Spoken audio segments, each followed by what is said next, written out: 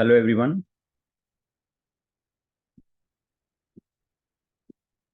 Good morning. Hi, good Good morning. morning. Good morning. Hi, Sandeep Vijay here. Yes, we can hear you. So we'll start in, let's say, another 2 minutes. Before that, if you have any question, we can talk about that, and then we will continue the session. So please ask if you have any question.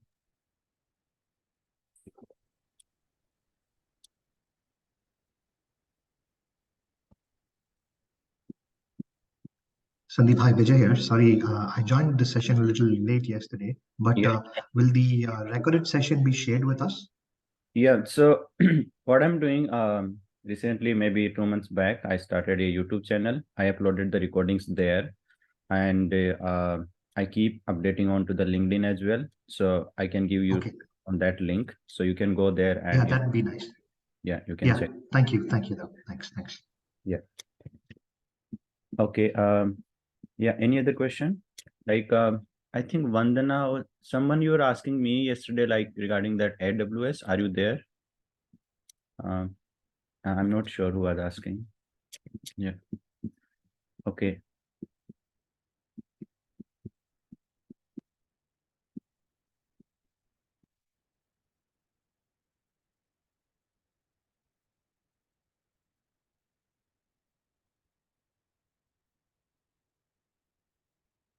Okay. Then let's start. Yeah, 6 minutes ahead.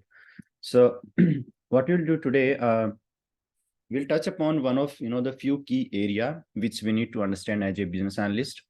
Now, the people who are already into industry, they understand, like, if there is a no problem, there is a no software, or we are going to, let's say, the software is already there, but we want to improve them so it can be better. For an example, in terms of the productivity, or in terms of, let's say, the efficiency, or it can, the make our life easier. Now you take any example, just take the, let's say, the basic calculator. People, if we want to do the complex calculation, so maybe, we need more time, or, maybe we can do some, human or the manual error. So we have the calculator. So it's a simple, the software system. Now, similar way, if you have the phone, if you have the ticket booking system, you have the text file system, anything, all those activities we can do the manual way also, if not all, most of them. But we need to, the make efficient way. So we identify, okay, this is the problem. Now, can we use the technology, or can we create a software around it, which can, the make our life easy and efficient in terms of, the delivery or executing the task, which we are doing into a manual way. So first of all, we need to understand the problem statement. Now, it will depend which particular stage of the project you are joining as a BA. So maybe you not come across the main problem statement when you are joining to the organization, because let's say you are joining today, this project started 3 months back. So they might have already discussed the problem statement, or let's say the scope item. That means what are the things you are going to include into this project. So you might not come across those scenario, but you need to understand, because you never know when again this type of the situation can come, right? So this is some theoretical point, like it should be clear, and the descriptive, articulate the problem, define early into the project. You can go through them. These are the the same story here. Now, these are the key component which you need to include when you are writing the problem statement. Let's say you had the stakeholder meeting, and now the product owner stakeholder, they want to ask you, okay, can you articulate whatever the things we have discussed, and can you prepare a document with the problem statement. So problem statement will be the first thing. You identify the problem, and now you are going to the document the thing which everybody understood or agreed, and then send it back. So this is the step 2. And then all the requirement and all the kind of the further discussion will be in and around into that particular document. Then you take one by one point. You'll say, okay, we identify the issue with the payment. You want to create a solution for the payment integration, where you can make the forex payment or international payment or like that. So that has the one step into the problem statement, and you included into this document. Now the next meeting you will discuss, okay, what are the different currencies you are going to include, or maybe what are the issue or the regulatory and the bodies which you are going to cover. That is the second thing. So what you are going, you are going dig deeper into that individual problem into all the future upcoming meetings. Still, we are not talking about the developing of them. Still, we are not talking about the design aspect of that, or how we will test them, how we will do the roadmap. None of them. Just now understanding the problem and how we can, break them into smaller pieces, a manageable chunks, and then you decide about, okay, these are the 20 different such tasks. Now, what are the priority for us? And then you divide, and maybe then whatever the methodology you follow, according to that you take to the next step. But for now, this is the first step which you take when you are developing any software application, right? So for example, you decide what are the problem statement, what are the current state, what are the challenges, limitation, who are the different stakeholders who are related to this, what are the objective and goals, why are you building this, what is scope, boundaries, sometimes we call them constraint or limitations. So for example, you identify, okay, we don't have a crypto exchange to trade for, let's say, investment product into India, for example. But now the limitation can be the government. Maybe they are not allowing you to create that kind of the platform. The limitation can be the operational deficiencies. So for example, many startups they target, okay, we will do the delivery into 10 minutes.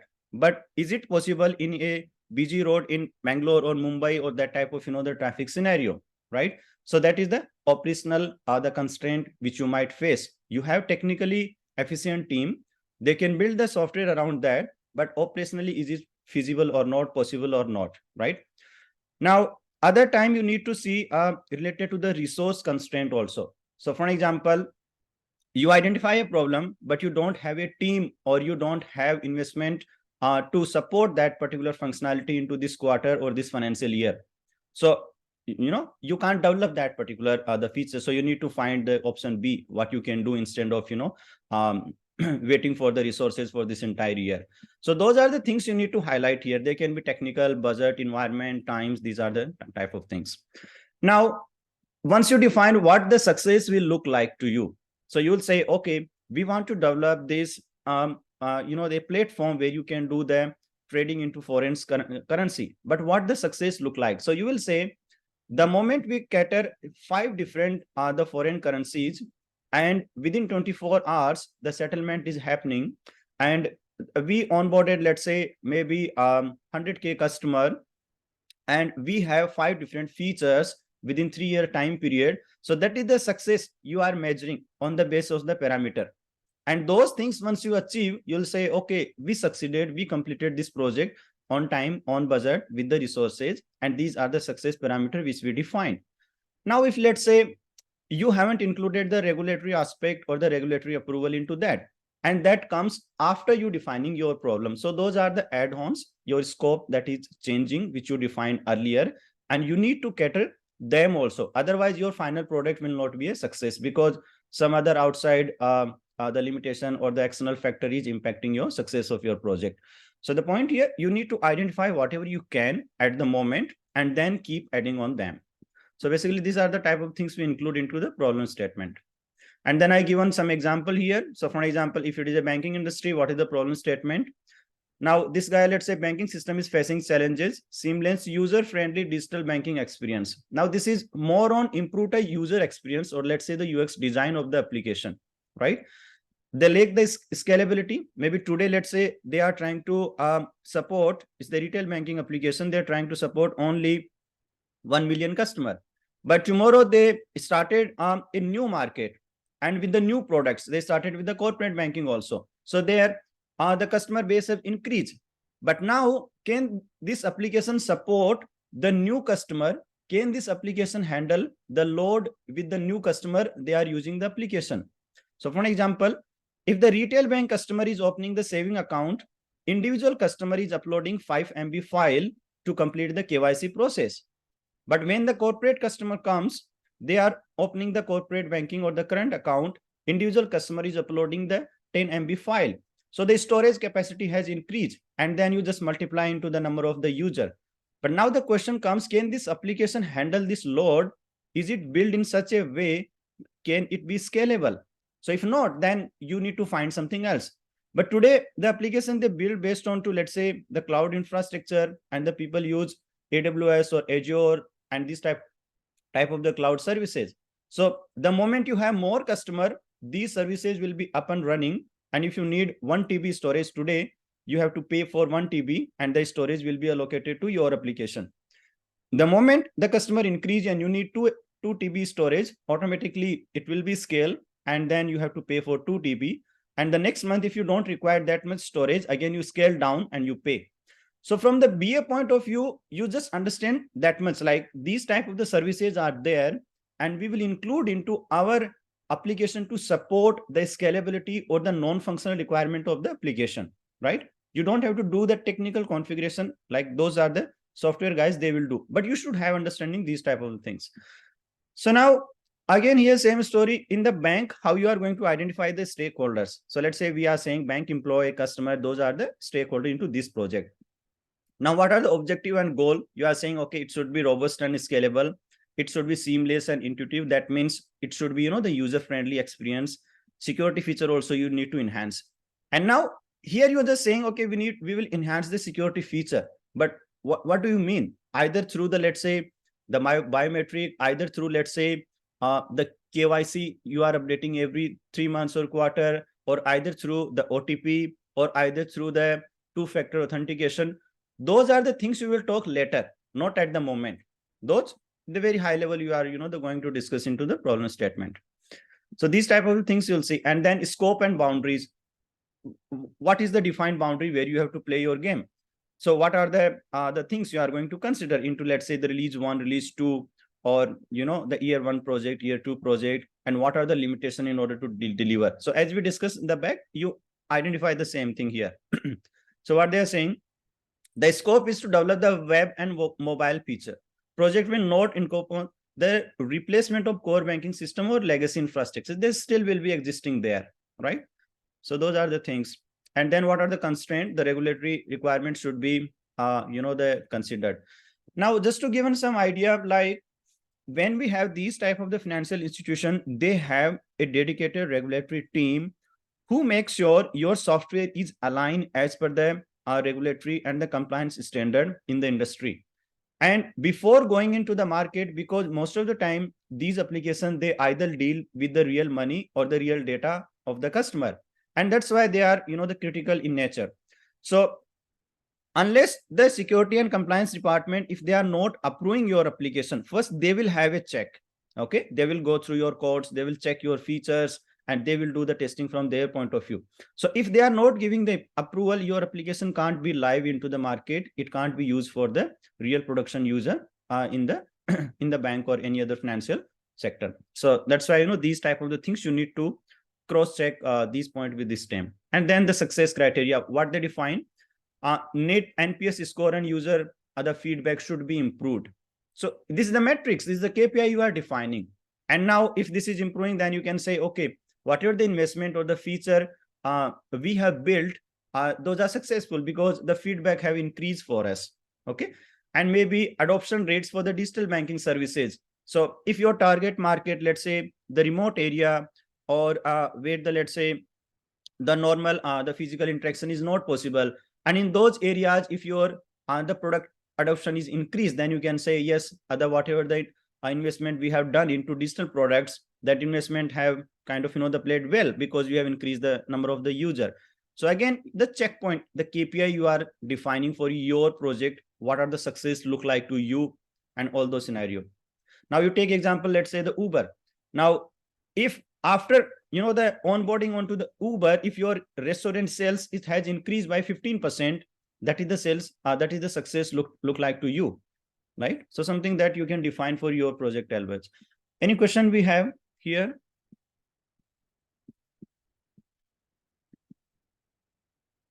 Regarding the problem statement?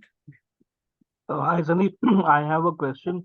Yeah. Like when you define success metrics, so after your capability has launched in the market, your product is successfully working. So based upon that, does in future, let's say if you want to expand the same capability in different markets, so according to that, does the success criteria also changes?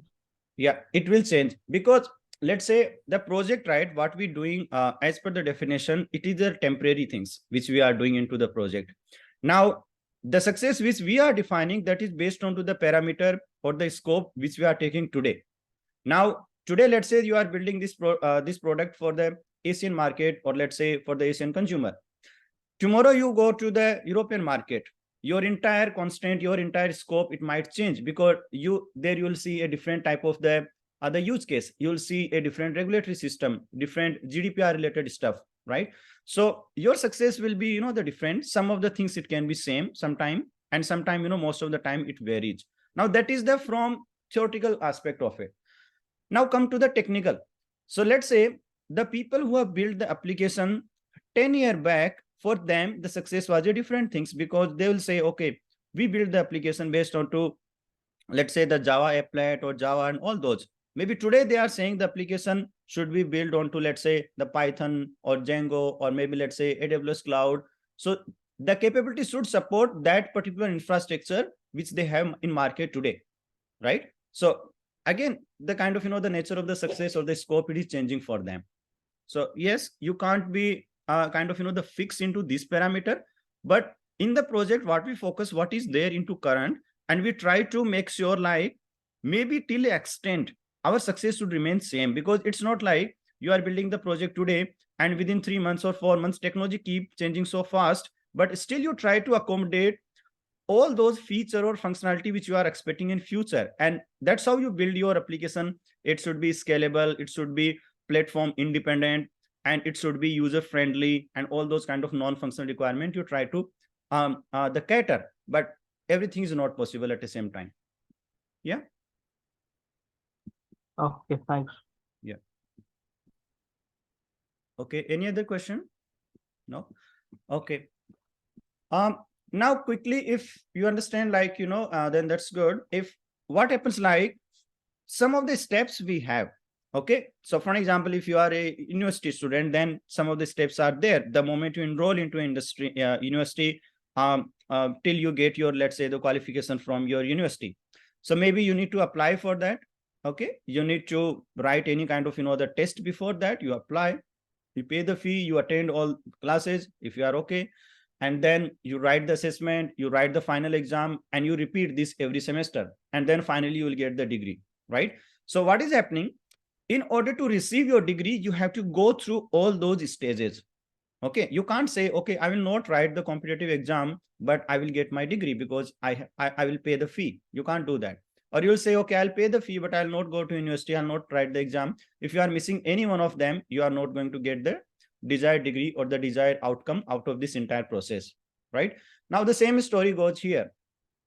When you are trying to develop any software, you have to go through a multiple stages. It's the kind of, the step by step which you are then.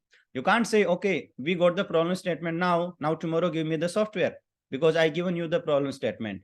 Or you'll say, okay, I given you the engineer and you got the requirement, sorry, this problem statement, and now give me the software. No, still after engineering also, or the coding also, you need to follow a lot of steps. So what people say, okay, basically they divide into, some people 6, 7 or whatever, doesn't matter.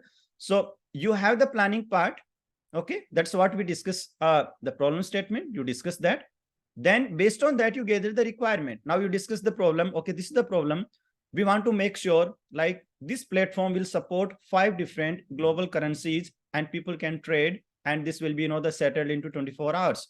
So now based on that, how you can do the requirement. So you will say, okay, the requirement one will be the user will do the sign up and the sign in. That is the one. Then they will add the money into their account, into the wallet, whatever. That is another requirement. Requirement 3, you will say, okay, the people can create the kind of, the multi-currency wallet. So I can create, let's say, a wallet into INR, USD, AUD, CAD, whatever the account I want to create. So that is another requirement. Now you will say, okay, people can do the KYC online. So maybe through, let's say, the video recording or any kind of, through your, the typing the documents detail, the KYC can be completed. So what is happening? These are the individual requirement. Okay, so very high level requirement to discuss here. So one of the session we will take what is the business requirement, functional requirement, and all those. But for now, you understand, you discuss very high level requirement, you document them. And how you document them, either you create BRD, FRD, or the user story. So user story we'll discuss today, BRD, FRD some other day. Okay, now based on to those requirements, you do the design and prototype. So what is mean? So if you are trying to construct a house, you need to do the design first, like, where this balcony will be there, the bathroom, the bedroom, kitchen, and all those. You straight away not ask the guy and start, the constructing the building. So similar way, you will say, okay, how we want to design. And now here also two type of the design will come. If you remember yesterday, we were discussing like functional architect and the technical architect. Now, technical guys, they will more focus on to the technical aspect. What is mean? They will say, okay, which database we will use, which particular API or the service we will use in order to store the KYC documentation. Okay. And how many user at the same time they can be logged in. Okay. And how we are going to serve that purpose. What are the different database or the tables or the schema we are going to use? So maybe you can talk at that detail level also. In the functional wise, you will say, okay, how the application will look like.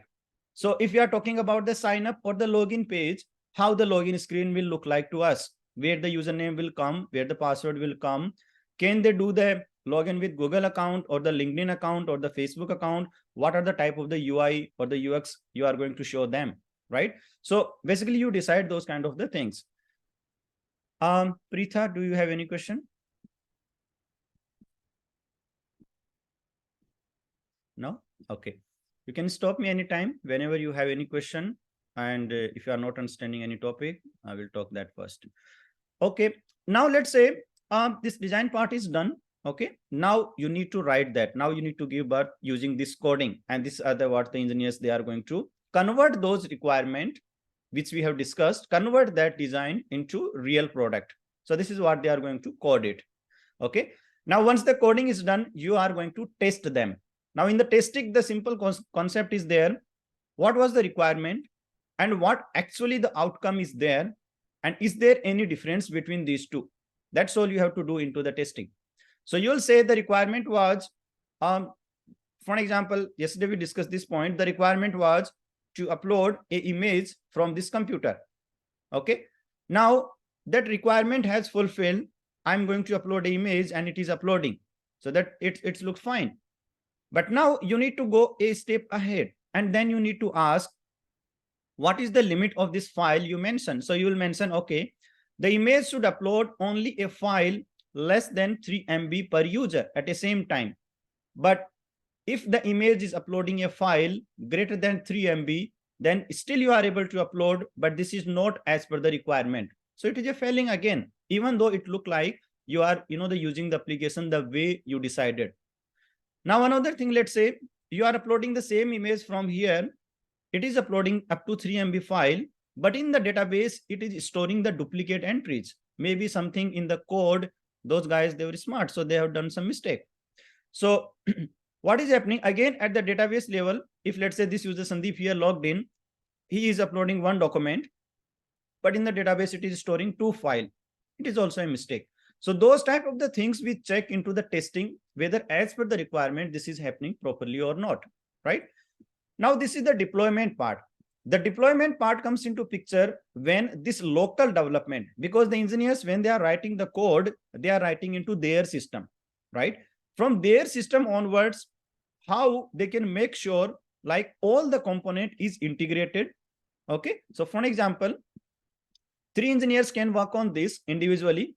Another, let's say 2 people can work on this and this like that.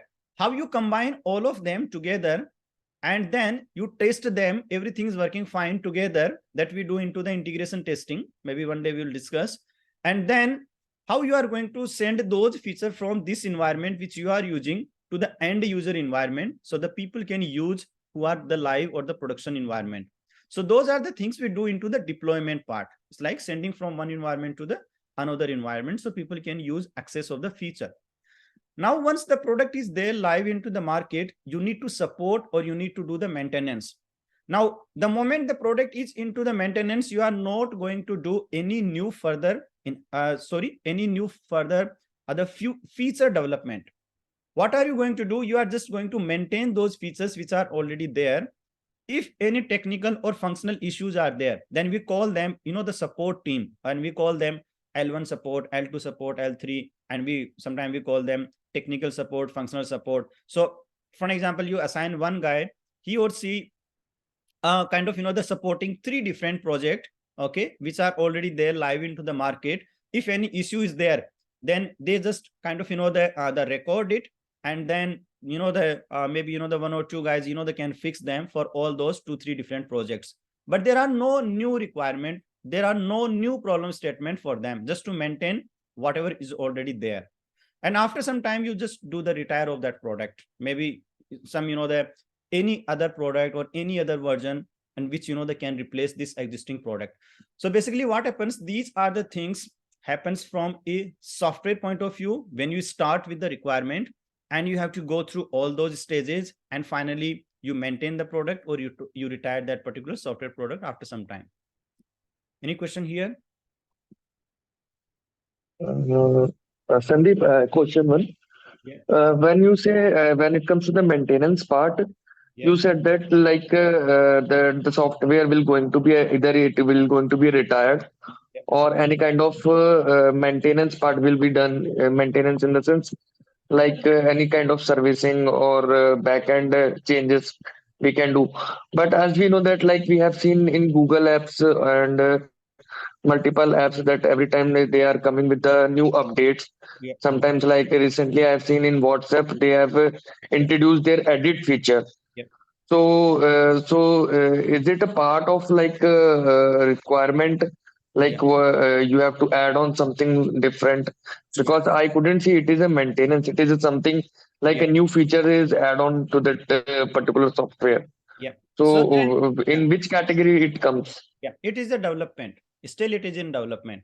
So for example, just straightforward, if you are seeing any new feature which is not there into the product, okay, then the product is still into the development phase. Maybe let's say the delivery of the product, or let's say the sequence of the release. Earlier they used to do 3 release per year, but now they are just doing the one of the release. If still those things is happening, they are keep adding the new functionality or the new feature, still it is into the development part. Maintenance is totally different. That means you are not going to do any new feature addition. It's the simple. And then you are just going to do the patch. Patch means, let's say if some issue is there, this search functionality is there, but what are you going to do? You are just going to increase, let's say maybe some efficiency of it, or maybe let's say you are going to do a better user experience, improve this. So you are not going to, improve this functionality. Sorry, you are not going to change this functionality, or not going to introduce something new. Just help them, the user, whatever they have, just make sure it is running smoothly. And that's what we do into the maintenance. For example, you say the Windows 7 today, Microsoft, they'll say we don't support the Windows 7. We are supporting those things. So that product is almost, let's say, the retire, or maybe let's say that is into the maintenance. So if you have any issue with that, they'll fix that. They'll give you some patch. They will say, okay, we received the query, and maybe, we will do that. But are they going to introduce any new feature into the Windows 7? No, because they have the next version of the Windows. So whatever the new development they are going to do, they will do only those new version of the Windows, not the Windows 7. They will. Okay, so it is like a few like a Volkswagen Polo. They have discontinued their production. Yeah. So, but the company had still continue with the servicing part. Yeah. Like whatever, if any parts is not available, then we will provide you part. But the new car will not going to be introduced. Yeah. It is the same like that, no? So, I yeah, think. same story. So I was saying, right? So let's say Okay. we have L1 support, L2 support, functional support, technical support. So what does it mean? Those guys, they comes into the maintenance part, and they'll say, okay, if you need any functionality related support, then this is the the hotline you can call, and they will help you. If you need any technical support, then this is the thing we have. So those kind of things. But sometimes what happens, like in the maintenance, also some critical issue or the bugs they are found, right? So what these guys, they have to do, they again go back to the development team, because only development team will do the coding of that part again, right? And they will do some patch, which will fix. Patch means they will do that particular the fix, release into the production environment. So people again, they can start using the application without that bug. Okay, so that's what sometimes they do if they have any critical issues. Okay, now here is the same story for some e-commerce. The example what they do into planning problem statement, they do the requirement gathering here. For example, they understand for the e-commerce platform, gather requirement, user registration, product listing. So that's what we discussed for that payment tab. Then designer part, the system designer would create a design, outline the database structure, e-commerce platform, and all those. Development, they will write the codings. Okay, that part we discuss. And testing, we discuss what is the difference. Yes, Stuti.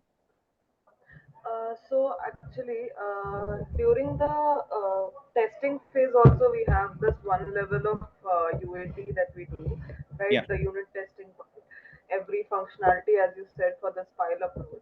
Yeah. But after the deployment as well, do we have to get that all that signatures and all again, or is it like acceptable Yeah. without that? Only Yeah. So what happens like, so for example, if you see here, and there are almost 10, 15 different type of the testing which we do, and it depend on team also. So let's say you do unit testing, integration, system, UAT. So I'll take one of the session and explain those things. But to answer your question, yes, up to UAT we have to do, and then let's say you release. But then also we do quick testing, maybe let's say the small smoke testing or the regression testing quickly you do.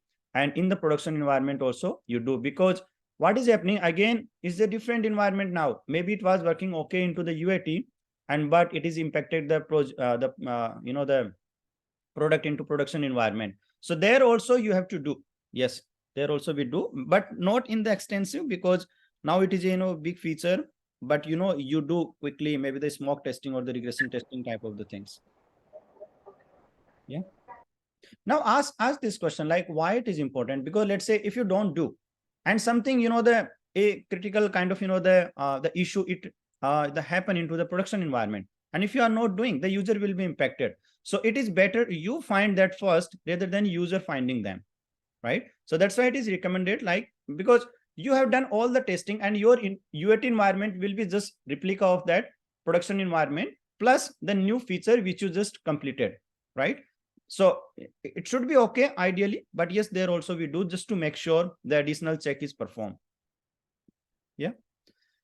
And then here, this story we already discussed, like you go into the production, you release those features, and maintenance, these are the L1, L2, L3, this is what I was saying, and regular update to any new feature, improve performance, and all those kind of things we do. Okay. Now, another story comes here, the Agile and the Waterfall. These are the two software development methodology. If you remember yesterday, we were discussing like how you are going to, develop that particular butter chicken. If the people who like butter chicken, maybe if you are vegetarian, so sorry. So how they are going to develop, maybe the other person, they like, let's say the another recipe. So they are going to build the same, chicken in a different way. And another person, they like in a, the different recipe. So they are going to use a different approach. In both the approach, you can create the final product, but it's matter like how and when you are going to use that. So in the waterfall, what happens, it is a sequential approach. Okay, requirements are gathered up front, entire project is planned and executed.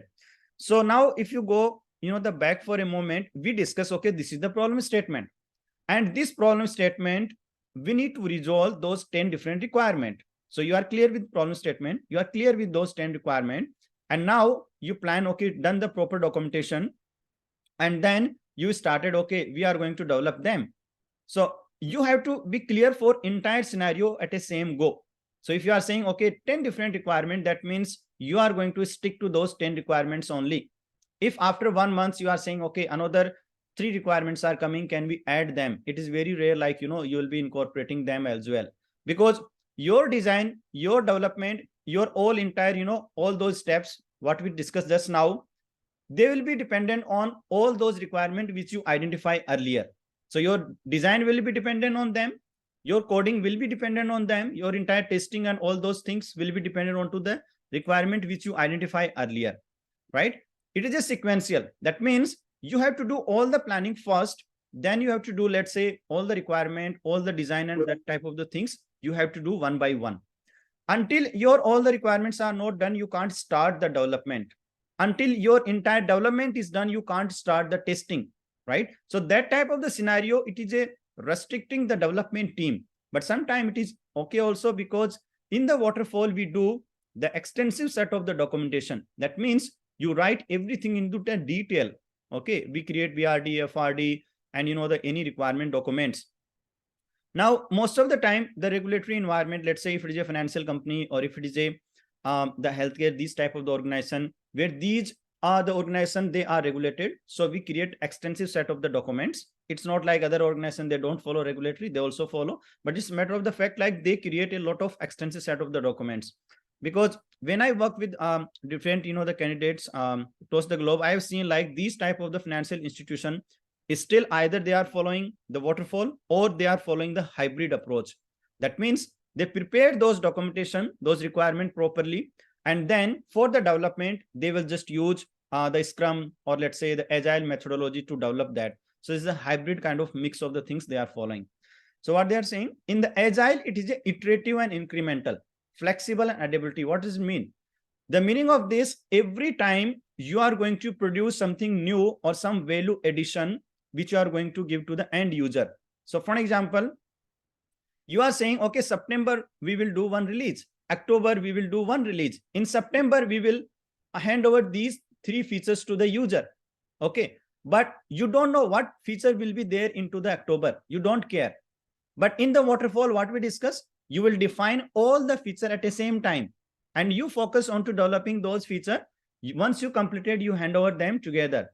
But in the Agile, what you can do, okay, now we are here 3 features. Let's develop them. Thus hand over those to the end customer. Then you identify, okay, 3 new features are there. Now let's develop them as well and give, the access to the end user. So what is happening? It is an incremental process. Every time some value addition you are going to hand over to the end user. And that's why most of the company, rather than waiting for the 6 months into R&D or the documentation, they start following the Agile and the Scrum, and they start handing over to the feature to the end customer. Now, another good point here with the Agile and Scrum, what we like, let's say if it is a startup, okay, and they are going to create a aggregator platform where they are going to, let's say, onboard all the local artists from the remote area, and they are going to create this platform where these people can be onboarded, and across the globe, people then can invite for them, let's say if they have any birthday celebration or any office kind of, the party or whatever, the good moment they have. And they want to invite those people to perform or let's say entertain and whatever the things. So this type of the platform they are going to create. But let's say what happens if it is not a success and they invested 6 months of the time, the resources, the money, everything they have invested, and the product failed because none of the artists they onboarded and none of the people they buy, and they completely the failure. But instead of that, giving those 6 months, you just introduce maybe just a POC, or sometimes we call that minimum viable product, MVC also we call, okay, or proof of concept also people call. So what happens here, you just create few functionality. You'll say, okay, we'll create a simple HTML file, people do the registration, and then we will ask the people just to give the survey. If we provide these type of the services, will you be interested on that? And just run that particular website or just the market that particular thing maybe next 2 months or 3 months and see the response from the market. So what is happening here, instead of investing your entire requirements or all the the money into this project, you are just releasing a minimum viable product, and then people will say, okay, we are interested into the arts part, but we are not interested into, let's say, only the painting and all those, not the performing arts. So what you will do, first you will gather the requirement related to the arts, and then you develop that particular feature, because that's where maximum user are demanding, or maximum user they want to use your product. So what is happening, you are understanding the market, and according to them, one you are developing all the products or the features, right? So that's how you can the scale your startup or the feature and functionality, which is not possible into the waterfall, because there you don't know, you need to develop everything as you go. Now the another story here, for example, this part we already discussed, these are the sequentially MVP, this part we already discussed. This is the flexibility and adaptable. That means if there is a requirement change today, so today you are developing, okay, these 3 requirements you are developing, but tomorrow a product owner and the client, they are coming, we don't want them, you start something, these 3 requirements. That is completely possible into the Agile and the Scrum environment, but it is very rigid type of the things into the waterfall. Okay. Another thing is the stakeholder involvement. What happens here, if you remember, we discussed like in the waterfall, the steps will be the sequential. That means once you gather the requirement, now you go to, let's say, for the design part, or once you've done the design, you go with the development part. So now once you are into the development, you might not have the regular interaction with the stakeholder part because the requirement gathering session are already completed, that kind of scenario. But when you are developing with the Agile or the Scrum, this particular, the process, here the regular interaction will be there because still you haven't completed all the requirement. So still maybe you are discussing in the parallel, you are discussing requirement also, parallel you are completing the design also, whatever the things are discussed, and then parallel you are developing the development also, you are doing the testing also. So entire cooking is happening at the same time, right? So that's why stakeholder involvement is more. Why it is important? Because let's say you are developing a product using the waterfall methodology and you gather the requirement, you spend 6 months of the time, but after that the stakeholder, they are saying this is something different, we didn't expect like this product will look like this. So there will be a surprise for them. Now what to do this time? But if you are following Agile or Scrum, they'll say, okay, regular demo or interaction with the stakeholder, and they straight away they will point out this is something, they're deviating from the original plan, or this is not included into the scope, and it is good, keep continue that. So there is a regular feedback is there, right? So those type of the scenario we have. Now the cost and time also here, the upfront, because you have to plan all the requirement things, and upfront here based on to your requirement, based on your plan, you can keep doing all those things. So few of the things we have.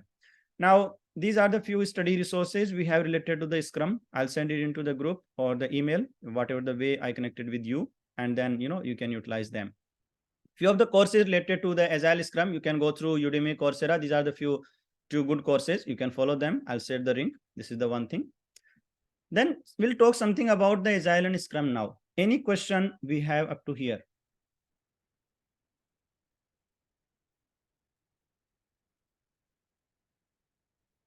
Sometimes I'm too fast because trying to cover everything. And because when we discuss, let's say in the regular class, this Agile and Scrum, I take 5-6 class just to explain the Agile and Scrum and those activities. Okay. But here I have just one class to explain the entire Scrum thing. So, yes. Hi, Sandeep. Yeah. This is Vandana. Can you hear me properly? Yes. Okay. So I have done this CSM certification, Yeah. and I always get confused with this thing is in the Scrum team, there is no role of business analyst. Yeah. But I see in the firm, in the, currently the way of working is like they have the business analyst. Yeah. So how that BA role plays into that Scrum structure in reality. Yeah. So this is like, again, the good thing, because you observe, because you have done the things. So if you check the Scrum, the standard body of the knowledge, what they'll say, okay, Scrum team, that means the product owner is there, Scrum master is there, and technical team is there. So nowhere they are saying the business analyst is there. They are not saying that. But what actually in the reality it happens like, because if you remember yesterday also, I highlighted business analyst, you consider just as the proxy product owner. That means when the product owner is there, BA is coming along with him or her, and they are just working as an assistant, right? So as per the definition, yes, you are out of the scope. You are not part of the Scrum team, because that's what these guys, they have written. But in the reality, you'll be sitting along with this, the tech team only. You will be, the interacting all those Scrum activities with them. And it is not mandatory for you to be part of all those things, because if let's say Scrum Master is there, then they can handle all those ceremonies and all those sprint planning. But just think about it. They are discussing the requirement. You are responsible for the requirement. So definitely you are going to be engaged with the team, right? So that's where this thing comes. And you just work as along with the product owner, which is, the he or she is part of the anyway with the Scrum team throughout all the Scrum ceremonies. And that's how your roles, they will play in a Scrum environment as a BA. Okay. Yeah. Okay. Any other question? You guys are not speaking. If I keep speaking, I'll feel tired. I'll feel bored. Okay. Who is joining today?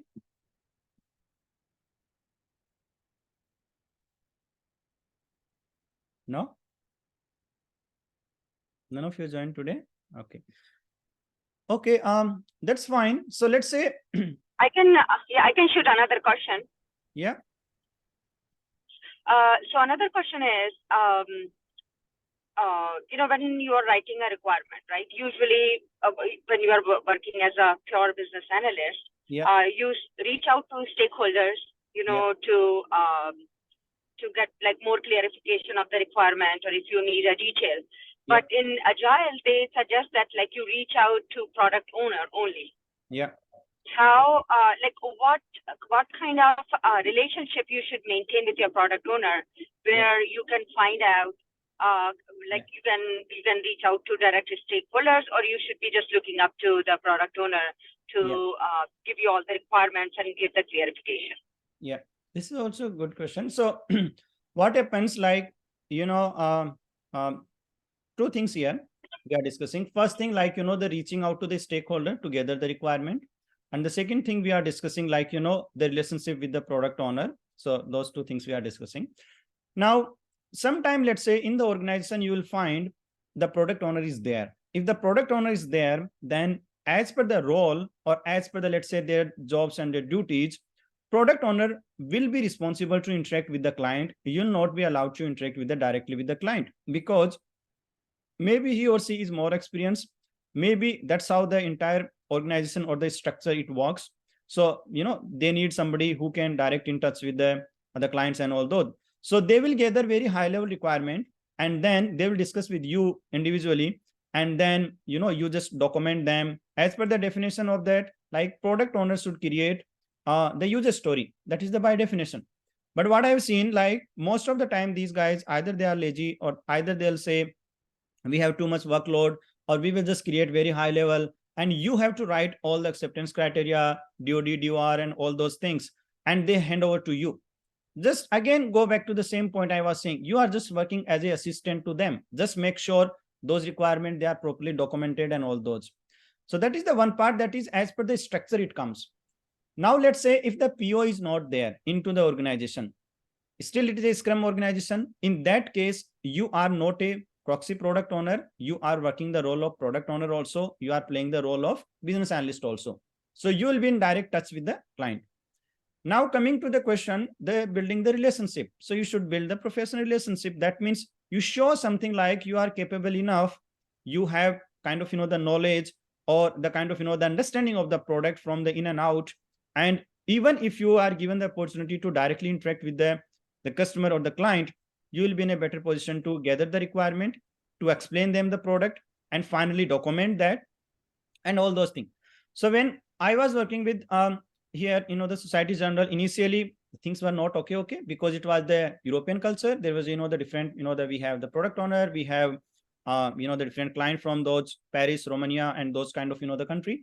But what happened, the later point on, it is like, the trust, because that's how I used to work. And people, they started having the trust, and directly, we used to have the interaction with the client to understand the requirement, and even recommend the solution from them, which PO, they used to tell, like, you will take in charge of the meeting because you are proposing these are the features and which can create a better product. So these type of the opportunities for you, it will be given, provided you are showing like you are capable enough, provided you are showing like you can handle these type of the scenario or the activities without any assistance from the PO, right? So it's all up to you. Like, it's the ocean. How you want to swim, it is up to you. And whether you are capable, yes, every one of us are capable, but how and when and why you are going to show those things. Okay. Okay. Why I asked this question, because when you actually work, or like I was working, right, they say that you should be getting a requirement from the product owner. But at the same time, when I'm applying for the job, the question I'm getting that what requirement gathering techniques you have used, right? So it's like very contradictory that you are saying that you are in the Agile world, or our company works in Agile world, but you are asking that what technique you have used. So either is a trick question, or either like we should keep in mind and just say. So that's why, because now again, I'm trying to cover a lot of things, but that's how, when we structure. So for an example, you should not cover only from the BA point of view. You should cover from the Scrum, the PO, and that angle also, because you never know which organization you are going to join and what are the responsibilities or the mix of the responsibilities they are going to hand over to you. Sometimes they'll say not only the BA role or the PO, you have to play the role of Scrum Master also. And some really good organization, they will say you have to play the role of QA also, because the pure cost cutting. So why, because you are understanding the requirement, you know how to interact with the team. So let's, follow the Scrum ceremonies also. Since you understand the requirement, anyway, you are going to do the UAT and all those things. So you do the other testing also. So for them, it is a single person, like, the one-man army, and you are playing all the role. So those type of the things also there into the market. But is a pure, they spoiling the people. If it is a role, we should have only those roles and responsibilities which is related to that role. So once you are just, trying to get a job, just get it, and then try to switch somewhere which you are properly, the respected, and your roles and responsibilities, they are properly defined, right? Okay, let's move on. So for example, yeah, Adeli, you have any question? No, I'm fine. I'm fine. No, I was just meeting myself. Okay. So now if you see here also, like, this is the same story. I'm highlighting like PO, the product owner, the BA and PPO, we call technical team, software QA engineer. This is the same story which we discussed. Now in the Scrum, we need to understand some of the key terminology. So, they will walk through them so you can get some idea what are the things, that happen into here. So one of them, we call them as a backlog or the product backlog. Now the simple definition, which let's say I have written here, all the unfinished item which we have to work in the future. The simple. Now, what does it mean? Like, you gather the requirement. Now, in order to complete those requirements, you gather, let's say, 2 requirements, and maybe you break down those 2 requirements into 5 different, the subsection or the section of them. Now, those are related to the new feature development. 1 minute. Okay. Yeah, I'll share the link, okay, for that YouTube thing. Now, what happens, like, those are the new feature development because those features are not yet developed into your product. Okay. So for example, understand, here we have the simple search. Okay. We don't have the voice search here, but we want to integrate an icon here similar to the Google, what we have, let's say here, the voice search functionality. Okay. So what we will do, this is the new feature. This is not there. So what we will do, we'll create a particular ticket. Okay. We will not talk about now the user story and all those things because people might get confused. So let's say you create that particular one ticket and you will say the voice search functionality integration into the UI. That is the pure new feature, which is also a backlog because that is not yet developed and you are going to implement that into the future. So we are calling them as a backlog. Now, some bugs is there related to this application. That means this is not a new feature. So this example we discussed earlier. Okay, this upload feature, the functionality is already there. But what is happening here? You expected to be upload any image less than 3 MB file. The image is getting uploaded, but people are able to upload up to 10 MB file, 15 MB file, and that type of the scenario also. So what is happening? This is a bug. So you need to create another ticket into the backlog because right now this is not fixed, but in future you are going to fix that. So this is also a bug for you. This is also a backlog item. Now we comes with the improvement part. It is not a bug. The application is working as expected. It is not a new enhancement because the feature is already there, but maybe the user experience, maybe let's say some performance improvement, something you are going to improve that part. So let's say this search icon is already there. Maybe what you do, this width is a little bit kind of, the shorter you are going to increase, or maybe let's say this icon, this tooltip is not coming. So those type of the things. So now some people say this is the new feature because the tooltip was not there and now you are integrating, you call anyway. But the idea here, if a little improvement you are going to do, and maybe let's say technical improvement can also be there. Okay. So your application is up and running, but related to some performance improvement you are doing. So you are not building any additional feature. You are not fixing any bug, but just technical kind of, the revamp or the redesign you are going to do. So all those things we call as a backlog, and you will create a list of the item like this into the Jira. So I, explain the Jira project in detail, but here you can see the snippet. So for example, this is the one ticket, second, third, four, like that you created. And this is your project ID. and this is the priority, like it is a high priority, low priority, and this is the the timeline. If it is a 2 hour, 3 hour, if it is based on a story point and all those, you give like basically how much effort is required to complete this particular task. So build the solar panel. If this is the task which you are going to deliver, then who is going to deliver? This is the the person, the assignee we call, like he or she is going to work. This is the project code, this is the effort, and those kind of things. So what is here? This is the backlog list is there for you. But how we develop the product? We take as per the priority. So your product owner or the client will say, out of these 16 different issues, okay, in the Jira, they call everything as a issue. So you should not confuse. All of them are not bug. This is a bug with the red icon. This is a user story with this green icon. So, they have the different meaning into the Jira. So what happens? They'll say, okay, out of these 16 issues, 3 of them are high priority for us. So you fix them, or you complete them first. And then the next 2 are very high priority for us. So you work on them. So you pick anything from here, take them and keep developing those features, keep, the completing those features. And at the same time, you keep adding the new feature, new bug, new enhancement into this backlog list. So initially you have 16, you have taken out 6 of them as per the priority, you completed 6 of them. Now the remaining, here the 10, but you added another 5. So again, it becomes the 15. Now you fix another 5, another become 10, another 2 more addition, right? So plus minus, it, they keep going here. Now, this is the way you create into the Jira. The issue you define, okay, this is the meaning. If it's an epic, feature, bug, and all those things, you take the project, you take this issue type, write the detail. What is the detail? What are things you are going to do? So let's say I'm going to create a sign-up functionality. So write that. What is the priority? Who is the reporter? That means who is the person who's going to create the issue. If you are creating, you will be the reporter, and there will be assignee. That person, he or she will be developing.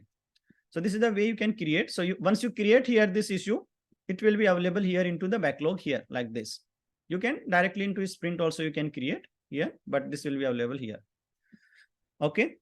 Now the another thing we have. Yes, Pranil, you have any question? Sandeep, what is Epic?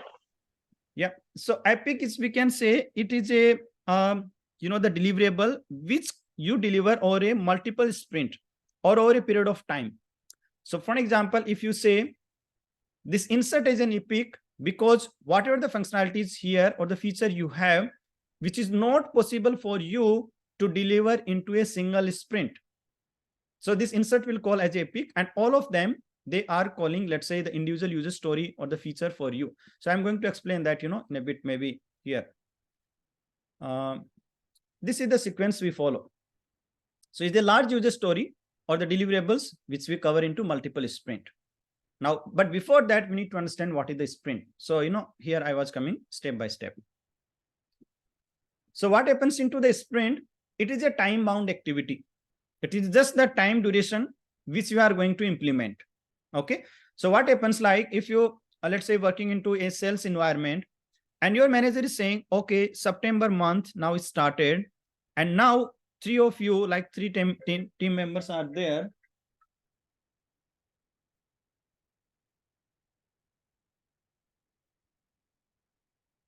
Okay.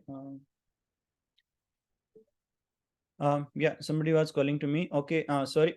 So what happens, like, if this manager is saying, okay, now the September 1st has started, and September 1st to, let's say, 30 of them, this is your target. You have to sell 3 credit card, 2 home loan, 2 account opening, or like that, they given the target. Now this time duration is sprint for them, and whatever the task or the deliverable they are going to achieve, those are the things they have to complete within that particular time. Now the same concept goes here. So here we'll say, okay, either 2, 3, 4 week. Okay, that's how we define the timeline. Some people, some team, they'll say, and who does this? The Scrum team. Scrum team is doing all those activity within that particular time. So, and who are the Scrum team? Again, the product owner or the the business analyst, and then we have the Scrum master or the technical team. So those guys, they are saying, let's define a timeline. And what is that timeline? It's not a 1 year, 2 year, or 1 quarter timeline. It's the weekly basis mostly.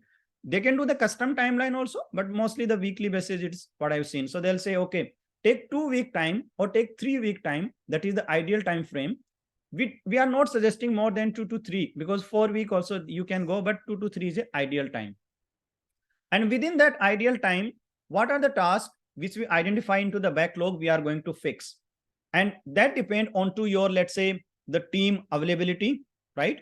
What are the kind of the resources you have? Let's say you don't have related to the Java programming this week, the resource is not there, so you can't take that particular deliverable into this sprint because that person is not there. And maybe let's say related to database, the person is there this week, so you complete that particular task into this week, and maybe next week he or she is not there, so you analyze then how much effort your team can put on. For an example, let's say only 4 people are there, but they are very experienced candidate and they can deliver a lot of things for you into this the sprint. So you take task according to them. If let's say all of them they are fresher, maybe you deliver a lot less compared to a experienced Scrum team. So all those things that comes, but sprint, this is just the time duration which are 2 weeks you are defining for your team. Now story or the user story is the deliverable which you are targeting to complete in the particular sprint. So how is sprint work? Let's say you started September 1st to September 14 is the 2 week time, sprint 1. September 15 to again the 28 29 again September, sprint 2, and then sprint 3, sprint 4. So September 1st to September 14, if you are saying okay 5 user story which we are going to deliver, that means those 5 user story within this sprint you have to deliver, and those individual deliverables we call as a user story. So for example, this can be one of the user story, this can be another one, another, or like that. So all of them you are saying along with this 2 to 4 5 user story and 1 bug we are going to deliver into Scrum sprint 1. And what is that? They are saying this is the timeline to April 2018 to 13 April. So basically, let's say 2 weeks they are saying. So within 2 weeks, these are the deliverables only they are going to work on. And these are the people who are going to work on to individual tasks. And this is the required effort for them. So that's how, you plan the sprint. Okay. So this is basically we talk here. Now let's talk. Sandeep, in every sprint, once we complete the sprint, like the completion of one sprint or 2 sprint in a stipulated given time.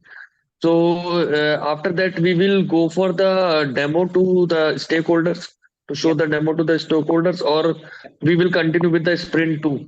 Yeah. So that is the particular meeting we call. And I think if we have time, I'll explain you guys. There's too much thing I want to explain, but no time. So you'll see I created notes here. So that we do the sprint review meeting. Okay. We have the sprint review meeting here. So for example, we have, the multiple Scrum ceremonies, we call them. So one of them, we have the sprint review meeting, like how we perform as a team in the last sprint. And the last sprint, which we are talking, let's say the sprint 1 we completed. So we are talking, okay, how we perform into this sprint, what are the features which we have delivered and all those things. So when this meeting will happen on the last day of the sprint, who will attend? Scrum team plus PO plus client or stakeholder can be invited. So this is the one of the only meeting which the stakeholder or the client can be invited, and duration is the 1 to 2 hours or something like that. A product demo will be given. So this is where Pranil, your point is coming. The product demo will be given, overview of the past sprint plus key highlights you give to the stakeholders, and you tell them, okay boss, this is how we perform, do you have any feedback onto the product and all those. Now if you just compare in Waterfall, this is not possible, and that's where we were discussing, like you don't have regular interaction with the stakeholders. So whatever the, let's say 15 days time or the 1 sprint you completed, now you are going to show the same deliverable to the client. So they will give the first-hand experience or the kind of, the feedback to you. And the next sprint, you can incorporate those feedback to improve the product in a better way, because again, they will have after 2 weeks the meeting with you. So this is where we give the demo to them, right? So in waterfall model, the demo is given after the UAT, like universal this acceptance test. Yeah. Once the acceptance test is completed, so in waterfall we will show the demo to the stakeholders. Yeah. So in Waterfall, what happens, like, because it is a the rigid, not that happens flexible. So when we have the project, they will do the agreement. Okay. Like, after 2 months, you have to go to the initial, the demo to us, or after another, the 3 months, you have to give us the initial demo before going to the production. So those type of the, sometime they define the timeline, and based on that, you have to give them, but not like, it is just like, the status or the progress report, whether really you guys are working onto my project or not. Because if let's say it's a consultancy, it's the Accenture who is building maybe 5 different projects at the same time, but Citibank will ask them whether you are working onto my project, what is the progress I'm going to see? Because if you are not showing me any progress, then I'll show you and I will not release the next payment. That's how they work into the contract and assignment type of things, right? So we give them on a certain, the time, but not like in the waterfall, you completed 2 feature, then you are giving the demo. You completed another 2 feature, you are going to do. We don't do that. That kind of scenario we do mostly into the Scrum. And every, the sprint review meeting, we show them whatever we have done into the past sprint. Okay. Okay, that's fine. So roadmap, so quickly I'll go through here. It's time. Now, what happens in the roadmap? Actually, we define the deliverables which, or the, the product feature plan or the milestone which you are going to deliver into the future. Now, the question comes, as a BA, we will create, no, as a BA will not be creating the roadmap. Your product owner or sometimes project manager also comes, but mostly the product owner in the consultation with the client, they create the product roadmap, right? Project manager will create at the project level, which is the very high level, like how you'll plan the resources, how you'll plan the multiple features or the delivery, all those. But the product specific thing, the product owner will take care. And that's how the Gantt chart in the Jira also it is possible. So what basically does, it take the list of the tasks. And what are the tasks for us? We have, let's say, either the epic level mostly we create. We don't take the user story here into the roadmap, but sometimes they can create just okay. So you create the epic here, which are the tasks or the deliverables, and then you define when you are going to start, when you are going to finish, and then the timeline you are going to decide. So this is type of things you create. This part we already discussed. This is a larger story, and this is the sequence. So first the epic, then the feature, the user story, task, and subtask. Quickly, how can I explain to you? Let's say you take 2023, that entire year. Okay, that is the epic for you. Now you split that into multiple months, Jan, Feb, March, April, or like that.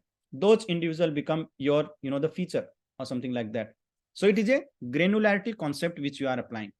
Then you go in next step. Then that entire September month you split into, let's say, another 30 days, and then 24 hours each day. Then the minutes, and then the seconds, milliseconds, or like that. This is the same granularity you follow. So epic, then you have the feature. Those features have multiple user story. Those multiple user story, you can have task, and then you can have subtask, like that. If you see at the project level, insert, this can be your epic. Then you have multiple feature. Image is one of the features, the table, drawing, chart, all those are multiple feature. In order to complete this entire image, this can be multiple user story related to upload from computer, search. These are the individual the user story for you. Now you take this task, upload from computer. This can divided into the multiple tasks. Let's say doing the database integration just to make sure image is getting uploaded, one task. In order to complete the entire story, just create this logo or the icon, and then incorporate this HTML, the logo into here, another task for you. Then just integrate the UI and the database. Maybe somebody else can do another task. If you complete all those 3 tasks, maybe writing, let's say, the unit testing, all that can be another task. All those tasks, if you complete, that can be completed. What can be the subtask for you? In order to complete the logo, you need to, get 2 different approval from the PO and the business analyst. That can be another subtask just to complete the logo part. So basically what we do here, we divide the manageable chunk, and then you try to deliver them one after each. And this is the sequence you can follow. So that's all we can discuss for now. Now let's talk about this point. This is important. How to write the user story. Okay. Now the PO will write the user story. This is as per the definition. So I think Vandana, I think you were talking like, related to the role of PO and BA something. So as per the definition, this is what they say, the PO should write the user story. But the BA, they comes into picture and they do most of the, the effort. Some good PO, they also write and they discuss. Now, this is the format, basically it's the suggested, it's the standard across the globe people follow as a user, and then you stop here. So this is the part you need to read for now. Then you come here, I want, okay, and then you read so that. So what is happening here? This part is static for you. All the user story will have this particular section as a user, and then I want, and then so that this is the static part, all the user story is going to remain the same. Now the another story here, the user persona, this is the dynamic. That means it will be changing according to the user story. Now I want action related to the feature. What are the action you are going to do once you implement the feature? So for example, I go here, I want to upload the image. Okay. I want to, what is the, interaction? I want to, search the image. I want to search from the photos. I want from the URL or something like that. Now the end goal, why are you doing this action with this feature? What is your end expectation? So I'm going to search the image from photos so that I can upload into this document. Now that is your end goal. Now who is that user persona? This user persona is the person or the user who is interacting with the application. Now let's understand that. For example, if it is a Uber Eats, then what are the different user persona can interact with the same application? It can be, let's say, the admin from the Uber Eats side who is doing the configuration or any IT setup. So that is the admin person. So as a admin, okay, as a Uber Eats admin. So that means this is the part who is the person. Now let's say the restaurant owner. So as a restaurant owner, that is the another different guy. Then they'll say, okay, as a delivery person. So that is the another person, another persona. Now, why it is important? Because these individual persona, they will have their respective access and the user right related to that application, right? So we need to define who is actually using that particular functionality, because we can't give the same access or the right to the delivery person and then the restaurant manager. Because let's say restaurant manager can change the price of the product which they listed onto the Uber Eats, but a delivery person just will pick up the item and deliver it. So while writing the feature or the user story, we need to clearly mention like who is the right persona or as per the access right. And in the cloud, we have identity access management and all those things, but not worry about that. The point here, like who is going to use that functionality and what are the access right. So that is defined by the user persona. And now what action they are going to do related to that, that you need to write here. And what is the end goal? Why are you doing? So when you write the user story, it is quite confusing. Most of the people, they are not able to explain. But what you can do here, this is the straightforward. As a user persona, even you can write at last also, you can write at first also. This is the straightforward. As a restaurant manager, as a delivery person, as a, let's say, admin user, as a kind of reviewer, or as a customer, this is the straightforward, one line. After that, you write this part. Okay, the end goal, what you are going to achieve, you focus on to that part first. Okay, because once you are clear what are the end goal you are going to achieve, then according to that, in order to perform that goal, you can say what are the steps or action I need to achieve. And you will be in a better position to write those requirements. Okay, now my end goal is in mind. I want to deliver a product. I want to place an order. That is the end goal. But in order to place that order, what are the interaction with the application I need to do? So you will say, okay, I need to search the product. I need to add into the cart. I need to review that. So all those become your requirements in order to complete that entire user story, right? Now let's say, see some example. So as a logged in user, so let's say if I'm taking this example, so here, let's say I'm logged in here. So as a logged in user, if I'm not logged in, then I can't interact with this document. Now, what is my end goal? My end goal is that I can insert image into a Word document. I want to insert some image here. And in order to do that, I want to upload the image from the computer. So this is the action, upload from the image from the computer. I'm going here. So this is the action I'm doing. But what is the end goal? End goal is not uploading the image. End goal is to insert that image into the Word document here. Okay. And then you can write here. So this type of the tagging we do, this we call as a epic. So you can understand this entire user story is related to this epic insert. So tomorrow related to the insert, which might have the additional 10 different user stories, but how you are going to track them. And it's a better like you do some labeling, this type of the things. If you just quickly see here, these guys also here, they are doing the labeling. Let's say they are saying the version 1.0. That means in the version 1.0, they will release this particular feature. And this is the epic 1, 2, 3, 4, 5, 6, any label you can create. So tomorrow when you are going to search here, like insert epic or the epic 1, 2, 3, all the respective stories can be displayed to you. and you will not lose the track of those stories, right? So these type of the things we integrate here, the insert, and then you write the entire user story. Now quickly, let's say this part also. We write the definition of ready. That means simple way. Is your user story is ready to start? You ask this question. And if it is ready, then the definition of ready is completed. Most of the time, this also, the static which team follow. They'll say, we will call any user story as a ready if the UX design is ready, if no dependency story is there, if estimation is done, technical discussion is done, all the brainstorming or the refinement with the product owner is done, we will call that user story as a ready. Now, sometime the technical team will say the UX design is not yet completed. So we can't start working onto this user story because the definition of ready is not yet completed. So that's how you measure whether the definition of ready is there or not, right? The definition of done, when the user story is ready to deploy in production as soon as the client requests it. So you can't say, okay, we have completed, you see here, this is working fine. But now the question comes, is testing is done? Is code review is done? Is demo is done? If all those things are, and these are only just few example I have done. Maybe this definition of done can be different for your team. They'll say, okay, we will say only definition of done once this is deployed into the UAT environment. Okay, and before that, we have to cover this. So this is something your team is defining as your Scrum activities, which are defined by the Scrum Master or your product owner, which you need to follow. Okay, and then you write the acceptance criteria, right? How and when you can say like all the deliverables are covered into this user story, like what are the different attributes or need to be included. And here also people they follow a particular format. They'll say, okay, given, when, then, and these type of the things. Now again, it's a very straightforward but quite confusing, people not understand. So focus on to this part. Given this is the prerequisite for you.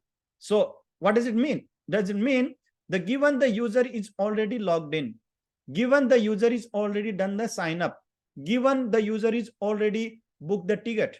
So that means this is the prerequisite. If this is not yet completed, you can't move ahead. Okay, and now once you're done with the given part, this is the prerequisite, it's already there. And now here you write then what is the action or the outcome, again similar to the end goal. And then this when part, you will take the action. Now let's understand one example. To upload the image from Google Drive, maximum 10 MB file, single image at a time. This is the example. This is the requirement you discuss, how you write the acceptance criteria. Now you'll see the given, the user is already logged in. It's the very straightforward, like what is the prerequisite or condition which will allow the user to visit this particular requirement and then upload the image from here. So what is the prerequisite? Like user should already have sign up onto this email. They should be logged in. So that is the prerequisite. Now, in between here, you can use any and, or, then, when, if, else, these type of the things, multiple, the condition you can use here. I just use two of them. So you are saying, and image feature already developed and database integration already completed. So all of them, they are coming as a prerequisite with the given, and with and or Boolean condition you are saying. That means all of them are true. All of them are already completed. Then you will go to the when part. When user clicks on the upload image drive, then what will happen? Then image will be uploaded from the Google Drive. So what are you saying? This we will include into the acceptance criteria. Along with that, you can add some more detail also. Then image will be uploaded and image size will be 3 MB and a single image will be uploaded and a kind of, only let's say at the same time, single image will be uploaded and within 1 minute, you can upload only one image. So all those things you need to write here. Just few of them we have written. Adeli, do you have any question? Yes, I just want to confirm for acceptance criteria. Yeah. Must all of you have an acceptance criteria? Sorry, please go again. Must all of the must the user acceptance have acceptance criteria? All like the user story. Yes. Yeah, must they have an acceptance criteria? All the user story will have the acceptance criteria because this is like the heart. This is like what you are going to deliver into this user story. If you say like The definition of done and ready, they are just saying whether the story is ready, whether the story is completed. But what you are going to complete, that part you will write into the acceptance criteria, right? Clear? Thank Yeah. So I thought I'll explain a lot of things, you guys. If you see here, like, but I think it's time. I have to leave now. Because quickly I can go. Delhi stand-up the meeting we have every day, 10-15 minutes meeting, everybody interact and they will update their status. And then we have sprint planning meeting where you plan all those things, like what are things you are going to do. We have the review meeting, like, the demo and all those part. We have retrospective meeting, these type of things, and some other things also like that. But that's all I can do in this time. So do you have any question in another 2 minutes?